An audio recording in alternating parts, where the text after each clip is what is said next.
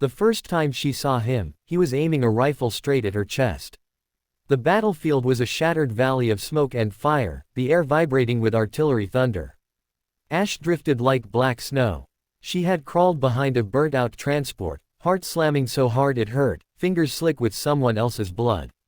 Her unit had been scattered in the ambush, voices on the radio had gone silent one by one. She rose just enough to run, and froze. He stood on the ridge above her, silhouetted against a sky torn open by explosions. Enemy uniform. Enemy insignia. His rifle steady, trained, ready. In that frozen second, the war shrank to two people in a breath that refused to leave her lungs. She squeezed her eyes shut. The shot never came. When she opened them, he was lowering the rifle. His jaw tightened, as if he'd made a decision that tasted bitter. Then another explosion rocked the ridge, and he disappeared into smoke. She ran. Days later, the war found a way to push them together again. A night raid went wrong. Flares bloomed too early, turning darkness into harsh white daylight. Gunfire erupted from every direction. She sprinted through a collapsed factory, boots slipping on oil and broken glass, until a blast threw her against a wall and the world rang hollow. When the ringing faded, she realized she wasn't alone. He was there, cornered as much as she was, pressed against the opposite wall, pistol raised. His eyes met hers, wide not with hatred but shock. Recognition flickered between them like a live wire. Strangers. Enemies. Witnesses to each other's mercy. They stared, breathing hard, weapons trembling. Outside, soldiers shouted, boots thundered closer. If either of them fired, the noise would give them away. Slowly, impossibly, he lowered his gun. Her finger eased off the trigger. They didn't speak. They didn't need to. Survival carved a narrow path between them, and they stepped onto it together. They moved through the factory like shadows, covering each other without words. When she stumbled, he caught her arm. When a patrol passed too close, she pulled him into cover. Once, a soldier rounded a corner suddenly, and she held her breath as he stepped forward, blocking the view just long enough for the man to pass. They escaped into the ruins beyond the city, lungs burning, bodies shaking with the aftershock of what they had done. At dawn, they stopped near a dried riverbed. Pale light revealed dirt-streaked faces, torn uniforms, and the thin, fragile line of trust between them. He gestured to her leg, where blood seeped through fabric. Shrapnel. She hadn't even felt it yet. She nodded once. He knelt, tore a strip from his sleeve, and bound the wound with careful hands. His fingers were rough, scarred, but steady. When he finished, he leaned back, meeting her eyes. "I won't shoot you," he said quietly, accent heavy but words clear. "Not today. Not ever." She swallowed. "Then neither will I." For a moment, the war seemed far away. They sat in silence, two lives paused in the wreckage of a world trying to tear them apart.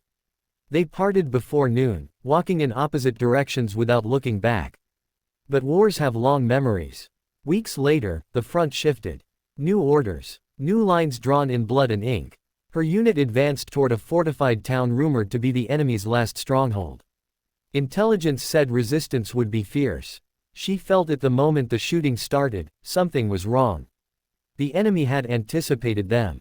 Mortars rained down. Streets became killing lanes. She ran, shouting orders that dissolved into chaos, until a sharp impact knocked her flat. Pain exploded in her side, stealing her breath. She lay there, gasping, the world narrowing to dust and noise. A shadow fell over her. She looked up, expecting an enemy rifle. It was him. For a heartbeat, disbelief drowned everything else. He was closer than she remembered, eyes darker, face harder, but it was unmistakably him. "Move," he said urgently, grabbing her arm. She tried. Her body refused. A sniper round cracked against stone inches from her head. He didn't hesitate. He dragged her behind a collapsed wall, shielding her with his body. Another shot struck, this one finding flesh. He grunted, staggered, but didn't fall.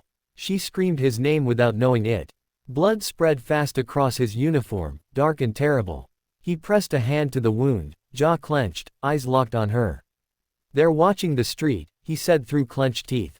"If you move alone, they'll take you." Another shot slammed into the wall. Chips of stone sprayed across her face.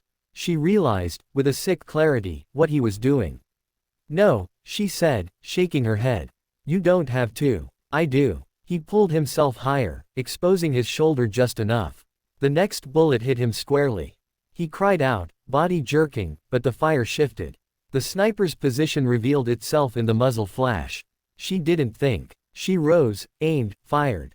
Silence followed. Then distant shouting, retreating footsteps. She collapsed back beside him, hands slick with his blood, pressing against wounds she couldn't fix fast enough. Why? Her voice broke. Why would you do this? He smiled faintly, the kind of smile that carried more sadness than joy. Because once, he whispered, you didn't pull the trigger. Her vision blurred. She fought it, staying with him, tearing bandages from her pack, calling for medics on a radio that crackled with static. He reached for her hand. His grip was weak, but determined. Listen to me, he said. This war, it makes monsters of us. Don't let it make you forget who you are. Tears spilled freely now. You saved me. He shook his head, just slightly. No, I repaid a debt. Sirens wailed somewhere beyond the rubble. Friendly voices shouted. Help was coming. She squeezed his hand harder, anchoring herself to the warmth still there, the life still fighting.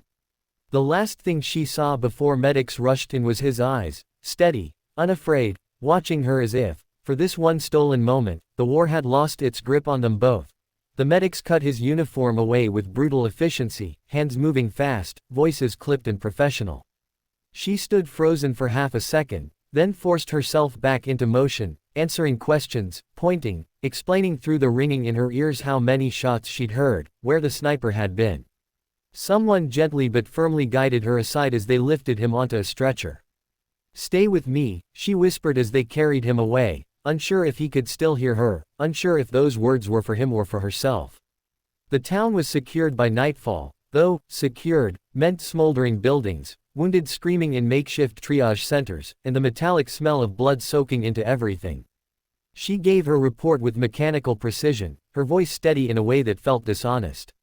When it was done, she finally asked the question that had been burning a hole in her chest. The soldier who was brought in with me, she said. Enemy uniform. 2 gunshot wounds. Where is he? The officer frowned. You mean the prisoner? He's wounded, she snapped before she could stop herself. Then she forced the words out more carefully. He saved my life. That earned her a long look, heavy with suspicion and fatigue. Finally, the officer sighed. Field Hospital, South Sector. If he survives the night. If he survives the night. The phrase echoed as she crossed the camp, dodging stretchers and supply crates, the sky above flickering with distant artillery. The field hospital was a cluster of tents glowing softly from within. Inside, pain and hope were tangled together in low moans, murmured prayers, the hiss of oxygen. She found him on the far side, unconscious, pale beneath the harsh lights. Tubes ran from his arms. Bandages wrapped his torso, already tinged with red. A guard stood nearby, rifle slung but eyes sharp. She stopped a few steps away, suddenly afraid to come closer, as if seeing him like this might make the truth too real. He needs rest, the guard said gruffly. You shouldn't. I'm not here to hurt him, she replied quietly. The guard hesitated, then looked away. 5 minutes. She sat beside the cot, the chair scraping softly against the ground. For a while, she just watched his chest rise and fall. Each breath felt like a small victory. You're an idiot, she murmured, voice shaking. A brave one, but still an idiot. Her fingers hovered, then lightly touched his hand. It was warm, alive. Memories surfaced unbidden. The ridge, his rifle lowering, the factory, the shared silence, dawn by the riverbed. Moments stitched together by chance and choice, fragile and defiant. She leaned closer. If you die, she whispered, I'll never forgive you. Days passed in a blur. The front moved again, orders changed, but she found reasons to stay near the hospital. He remained unconscious, drifting in and out, feverish but stable. Once, when she thought she imagined it, his fingers twitched around hers. The first time he opened his eyes, she wasn't there. A nurse noticed it, called for a doctor, adjusted his drip. By the time she returned, breathless from patrol, he was awake but disoriented, eyes scanning the tent until they landed on her. Recognition flickered, then softened. So, he rasped. You're still breathing. She laughed, a sound that surprised them both, half a sob tangled in it. You don't get to die after saying things like that. He tried to smile and winced instead. Feels like I argued with a train. You won, she said. Barely. The guard cleared his throat loudly, reminding them of reality. They fell into silence, heavy but not uncomfortable. When he spoke again, his voice was quieter. They'll send me away when I'm healed. Yes. To a camp. Or worse. Yes. Neither of them looked at the guard. I don't regret it, he said. In case you were wondering. I know, she replied. That's the problem. She visited when she could, conversations stitched together from short, stolen moments. They spoke of small things at first, music they liked before the war, places they remembered that might not exist anymore. He told her about a river near his childhood home that froze every winter, how he and his brother used to skate on it with blades tied to their boots. She told him about her mother's garden, the way it smelled after rain. They avoided talking about the future, because the future had teeth. Rumors moved faster than official orders.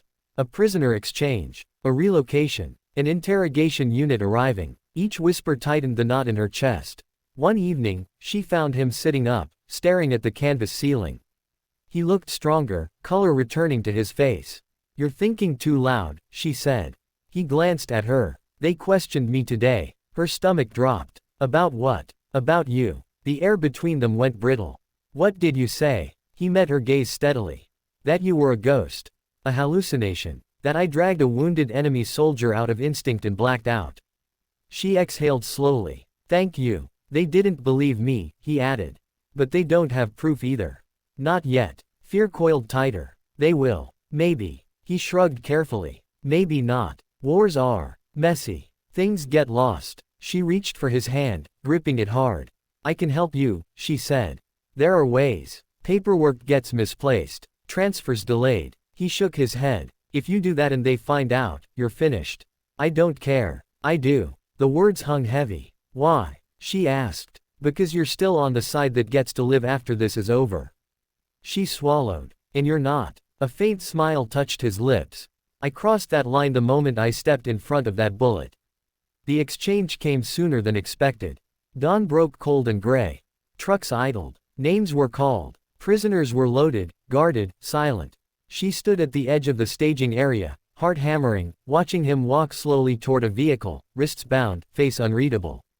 Their eyes met. For a second, the world narrowed again, just like that first moment on the ridge.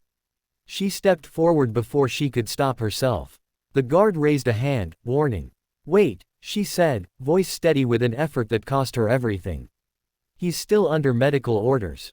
The guard scowled. Orders changed. She looked at him, then back at her. Something passed between them, gratitude, sorrow, resolve. Don't, he said softly, almost a plea. She stopped. He nodded once, a farewell sharper than any embrace, and turned away. The truck doors slammed shut. She watched until the convoy disappeared into the dust. The war dragged on. She was promoted, commended, moved from place to place. She learned how to smile at the right moments, how to sleep through shelling, how to pack memories away so they wouldn't tear her open in the middle of an operation. But sometimes, in the quiet before dawn, she would feel the ghost of his hand in hers and wonder if he was still alive. Months later, the ceasefire came like a rumor at first, then a fact. Guns fell silent in uneven waves. Borders hardened into lines that would scar maps for generations. She was reassigned to a coordination unit handling returns and exchanges, a job thick with bureaucracy and old grudges. Names passed across her desk by the hundreds. One afternoon, she froze. The name was there, misspelled but unmistakable. Status: released. Location: transit zone, northern corridor. Her heart slammed so hard she had to sit down. She told herself not to hope. Hope was dangerous. But her hands shook as she signed the necessary forms, as she requested a transfer to the corridor under the thinnest of pretexts. The transit zone was a stretch of cracked road and temporary shelters, monitored by neutral forces. People moved through it like ghosts, carrying what little they had left of their lives. She saw him from a distance first. He was thinner, hair longer, a faint limp in his step, but alive. Very much alive. For a moment, she couldn't move. Then he looked up. Recognition hit them both like a physical force. He stopped walking. She crossed the distance without thinking, boots crunching on gravel, breath coming fast. They stopped a few feet apart, uncertain, the war finally over but its shadow still between them. You look terrible, he said. She laughed, tears already spilling. You should see yourself. They stood there, staring, until a neutral officer coughed pointedly and looked away. I didn't think I'd see you again, he said quietly. I hoped, she replied. But I didn't believe. He hesitated, then reached out, slow enough that she could stop him if she wanted. She didn't. His hand closed around hers, solid and real. Once, he said, echoing his words from before, you didn't pull the trigger. She squeezed his hand. Twice, she said softly. You did. Around them, people kept moving, crossing borders, starting over, carrying wounds that would never fully heal. The world was still broken, but in that narrow space between past and future, two former enemies stood together, breathing the same air, refusing to let the war have the last word.